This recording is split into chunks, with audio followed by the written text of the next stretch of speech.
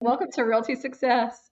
We're so excited to have you all here with us this week. We're speaking with a real estate attorney who's going to talk to us about backup plans in real estate. What if something goes wrong? Believe it or not, it does happen sometimes. Our guest expert today, we're so happy to have you with us. It's Liz Barletta, and she's a real estate attorney. She works in Boston and in Florida, and she's going to talk with us today about having a home buying backup plan. So, welcome. Thank you so much for joining us.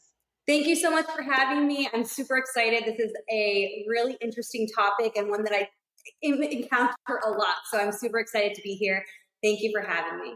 Now, in North Carolina, we wire the funds through the attorney's office, and then the attorney distributes the funds at closing. So the lender will send the money to the attorney. And there's a big concern and a big effort to make sure that there's no wire fraud committed. Are you seeing that? Oh, yeah. So in Mass in particular, we're seeing a lot of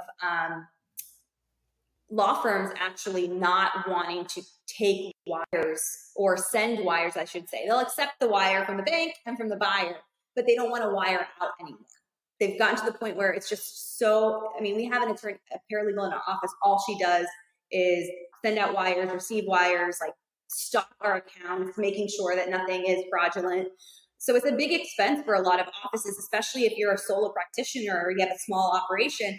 Those costs are very, very expensive. And so a lot of these smaller firms are just saying, no way, I'm not wiring. You can come pick up the check. The only situation that they usually will accept wiring is if they're wiring to another law firm for like a subsequent purchase, for example. But if not, they're not going to take the risk. It's interesting though, because also some offices of attorneys won't accept certified checks. I like the certified check to come to closing with because it's physical, it's in your hand. I don't have to worry, and I can tell my buyer, just get the certified check.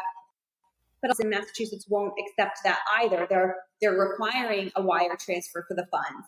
Our title company in Florida will require a wire transfer because there's been so much fraud with certified checks. So I know state by state, it definitely varies in what's sort of the norm or the common practice.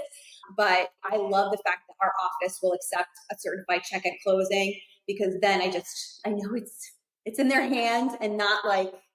We're seeing so much of that here in Texas. A lot of title companies are the ones that do all of that here instead of attorneys' offices.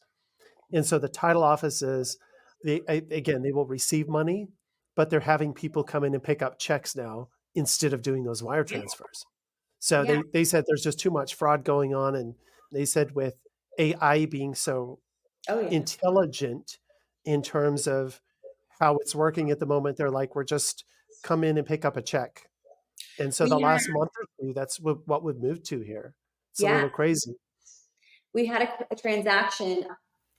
Yeah, AI like adds another layer that is just so crazy. But we had a transaction recently where, from our standpoint, if you have wiring instructions, we need it to be an original. When we're representing the buyer and we're going to wire out funds, we need an original wiring instruction form with our whole thing filled out.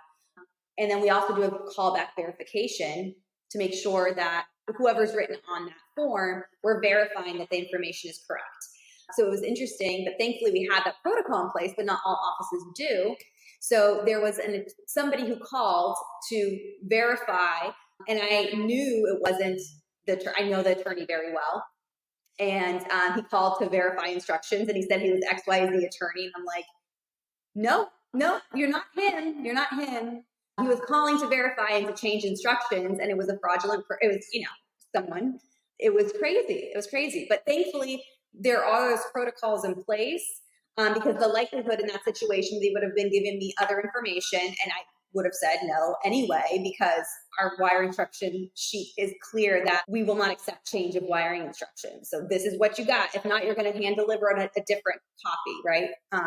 So it's crazy out there. It's really scary. But thankfully, I think because our concern for a lot of people when we represent sellers was that, the change of this going to default to checks now, that our sellers would be really kind of frustrated, because it's always been the case that you can get funds wired.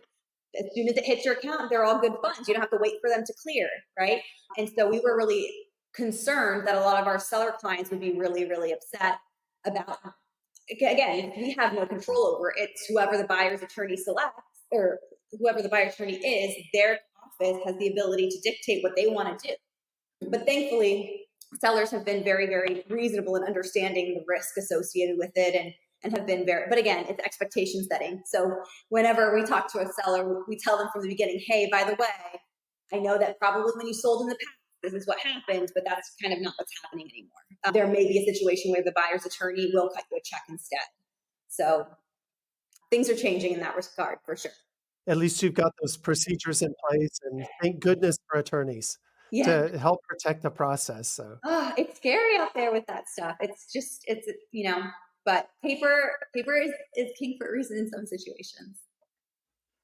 Fantastic. And to our wonderful guest expert and real estate attorney, Liz, if you'll tell everybody where they can find you. Yeah. So our website is easy, Ligris, Ligris.com. My profile is there. I'm on Instagram at LizBESQ, and my email is barlettateam@ligris.com. But thank you all so much for letting me chat today with you all. And we'll see everybody again next time. Have a great week.